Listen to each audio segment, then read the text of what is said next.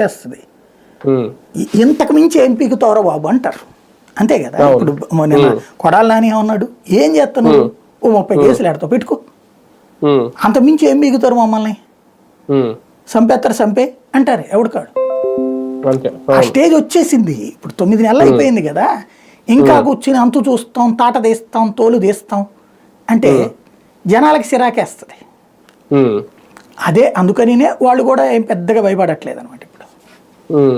అంటే వైసీపీలో కొంతమంది నేతలు ఇప్పుడు విజయసాయి రెడ్డి గారు బయటకు వెళ్ళిపోయిన తర్వాత, రాజీనామా చేసిన తర్వాత ఇంకా కొంతమంది వెళ్తారు అనేది స్వయంగా జగన్మోహన్ రెడ్డి గారు చెప్పారు. అంటే ఇలాంటి అరెస్టుల ద్వారా ఇంకా భయపడరా నాయకులు?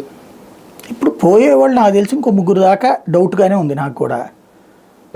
అయితే గీతే అయోధ్య రామిరెడ్డి, దాని పేరేంటి, ఆయన పేరేంటి, సుబ్బారెడ్డి వెళ్ళకపోవచ్చు, వైవి సుబ్బారెడ్డి గారు, బోస్ కూడా వెళ్ళకపోవచ్చు, గొల్ల బాబురావు గారు ఆ మధ్యన కొంత ఊగారు, నెగిటివ్ కూడా మాట్లాడారు, నిరంజన్ కూడా వెళ్ళకపోవచ్చు. ఈ ముగ్గురు పోను, మిగతా ముగ్గురు మీదన డౌట్ ఉంది.